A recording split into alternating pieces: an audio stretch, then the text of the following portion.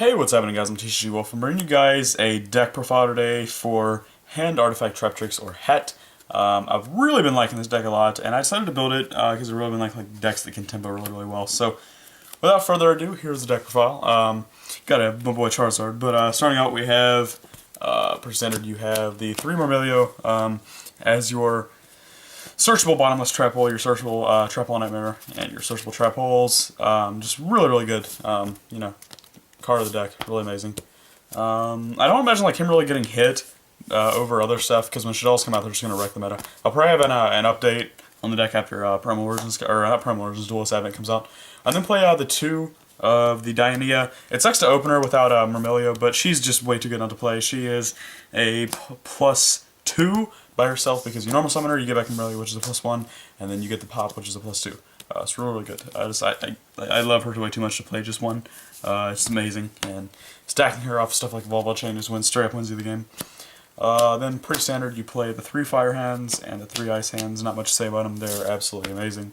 They just do so much, and makes your opponent have to like play around them really hard to be able to get over them. I then play the triple Artifact Moraltech. I really like playing 3, because I used to play 2, and if you open 1, the other 2 Sanctums are automatically dead. So I do play 3, and I really don't like the red. I feel like the big attack's just really bad, so I don't play it. So yeah, I play 3 of that. And then for my tech card, I play the 1 Grand Mole. I really like Grand Mole. Grand Mole is actually really cool. It gets over stuff like Felgrand, Stardust, all that kind of stuff you have problems with, and it just keeps really going. Like, you can set it, and they go like Dweller, and you flip, and you like bounce back. It's really good. So yeah, I do play the 1 Grand Mole. It's really good as a tech choice. It just helps you get out of problem situations, big boards, and you're able to stop, so it's really good. In spells, I play the triple duality. Really good, but I do find myself siding that a lot, because you don't want to side out like anything in the deck, honestly. There's not anything like you want to side out. I guess like bar mind control if you're not playing against a rank 4 deck. Duality is really good for getting your first share pieces, but it does get sided out a lot because there are more important things that need to come in. I'm going to play the 3 MST, because, you know, Mystical Space Typhoon. It's actually really good. There's actually a really big reason why. Stop Call of the Hunters, like stop all the spheres, stop all the Tinkies. But the really good thing is, if you have a Moraltech, and people don't realize this, if you have a Moraltech set and an MST, you can MST the Moraltech during your opponent's turn, and it gets special summon, gets a pop card. So that's one reason why I play it over land, just like, you know, but MST's just really been good, and I've really been liking it a lot. Then for the 1 I just play the 1 Dark Hole. You have to, it's so good. The 1 Mind Control. Mind Control is probably, in my opinion, the best generic spell card. Or the Trinity, in my opinion, is like between these 3 cards. Book of Moon could also be, like, if you like take Soul Charge out of it, Book of Moon try and be like creating the Trinity. But I do play also the 1 Soul Charge. Soul Charge is really good, but I wouldn't play more than 1, because I don't want to pay extra life in the deck. And going like double, if you go like double Myrmilio on this, and you just pop 2 cards and get 2 cards back, and then overlay it, just and you just like put yourself in like such a good game state, and such a good advantage with Soul Charge. So I do play 1. So that's it for the spells. For the traps, play the 3 Sanctum. Really interesting ruling, I believe, at Nationals. If this gets MST face down, you activate it, and you get the Moraltech out, and this goes. Apparently you can also get a pop card as well, because this card was also destroyed. So that's the pop 2. So that was, I believe, a ruling at Nationals. I think it's a really weird ruling, but it is the ruling. So that's really good. So, but yeah, there's not really an explanation why this card's good. This card's nuts. Then I play 3 Deep Prison. A lot of people don't see Deep Prison coming. I think it's amazing, and the fact that we can play 3 makes me play 3, because it's amazing. Then I play Double Call the Haunted. Double Call the Haunted. I was playing 3 of these because I really like this card. I feel like this card is the nuts, because you have such reactive cards. You have, like, obviously the hands, but the Traptrix engine, people don't know Dianea, whenever she special summoned back, you can set a Trap Hole card from your graveyard, and then during your next end phase, it's banished. So if you know your opponent's about to start going ham, you can call the Haunted back at Dianea and set that bottomless again, and just, you know, just like stop your opponent's plays really good. But also Myrmilio popping spells, and then obviously the Moraltech popping monsters and stuff. So this deck just does a lot of destruction. So that, and then you for the searchable targets from Myrmilio, you play the 1 bottomless, the 1 Trap Hole Nightmare, and then actually the 1 Trap Hole. Trap Hole is actually a card I really like, especially versus like Light Swarms, they go like Lumina and stuff. You can just like Trap Hole, like against Harpies and stuff. Harpies is actually a really hard matchup, so yeah, stuff like that. So, but yeah, I do like this lineup for the 1/1/1. I don't like double Trap Hole Nightmare, because against a lot of decks it can be dead. especially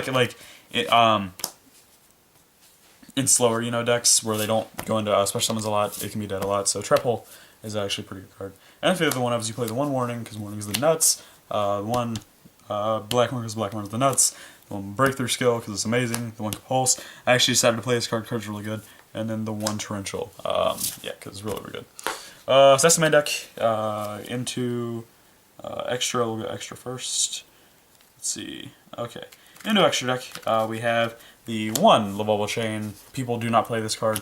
The guy who won that's played this card, and I was gonna play it even before I saw that. It's just like being able to stack whatever monster you want, or being able to send like a breakthrough or something to your grave, and just being able to instead of like call the haunted plays, soul charge plays, all that kind of stuff, and just being able to like stack like Dianese on top, be able to stack Myrmilias if you haven't seen them, be able to get like all that advantage. It's probably it's in my opinion one of the best XYZs in the game.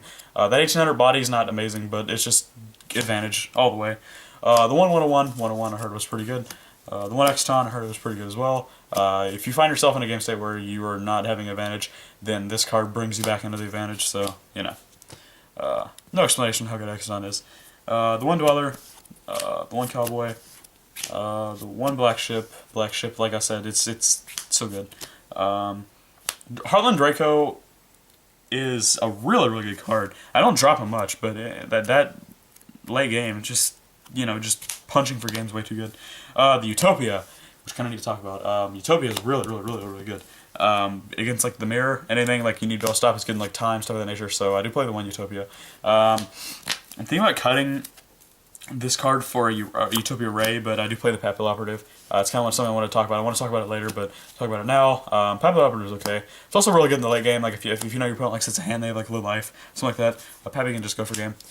Then I play the 1 Rhapsody and Berserk, really, really good as well. The card just making life more time to be able to play. Dagosta Emerald, Recycling. I've never went into it though, honestly. It's really, really good, but you shouldn't really be finding yourself going into it much. Namdar Wolf, never went into it, but it's really good. Maestroke, also good. The Ragna Zero, really, really good against Bujins, Fire Fist, Medolce, stuff of that nature. So I don't find myself going into it much, but it's good. And then the best rank 5 in the game is the Conservapleiades. It's way too good. Once you get Conservapleiades on board, you should probably be winning that game. It's just too much advantage. So yeah, see extra. Into side deck, I play the double Maxi. Maxi, you know what it goes in for. Double of your DD Crow. I really, really like DD Crow, especially like in like the water matchup and stuff of that nature. I just feel like DD Crow is amazing. Then I play 2 Soul Release. Not just kill Lightsworns. Kills let's see. Kills Bujins. It kills Sylvan, still anything that revolves around the grave. This card just is the nut. So yeah, just pick them up while you can, because these cards are pretty expensive now. They're like 3-4 piece. Then I play Double Nobleman to cross out. Definitely one of my favorite side deck cards, as well as another card which is coming up like very soon. So I do play Double Nobleman. I think it's very, very good against because it's like Geargia. Let's see, Geargia. Obviously the mirror. Anything that just sets, it just destroys. Especially like when Shaddolls come out, this card's gonna be like amazing. So yeah. I'll have an updated build whenever Shells come out. Then this card I'm talking about is the Memory of an Adversary. Really amazing card. Does not target. Good against like the mirror, stuff of that nature. Just the nuts. So I do suggest playing it. It's so good. And then I play 2 Chaos Trap Hole. I really, really love this card. This is probably my favorite side deck card because any light and dark deck, especially when Shaddolls come out, Stellanites come out. Let's see, Lightsworn, Bujin. There's other lights like Constellars, anything. If you even feel crazy, you can slide it against the mirror, which I wouldn't do, but it's just, this is just so good. I also suggest picking these up for now because these cards I believe are going to go up in value a lot. I may even pick up the playset just because it's so good. Then I play 2 Deep Dark Trap Hole, searchable. A searchable free banish for a little fire higher. What more can you ask for? This card destroys Shaddolls, because when they go mid-rash, you go this, and they're like, damn. So, really, really good. And then for my last card, I play the 1 Acid Trap Hole. I've been like debating cutting it, but Geargia obviously is a hard matchup, so it is what it is. But this card, it does work. It's definitely not bad. But yeah, that was the side deck. This has been the whole head deck. I really feel like this deck's going to get unpopularity whenever Shaddolls come out, and Satellanites and the Wyrms or whatever they're called. But yeah, I feel like this deck's really, really good. And people who don't think it works, whenever you start playing it, you understand. It gains a lot of advantage in tempos, so yeah, thanks for watching. If you enjoyed, I'm TCG Wolf, and this has been Hat. Till next time, I'll talk to you guys later. I'm Wolf, and I'm signing out. Take it easy, guys.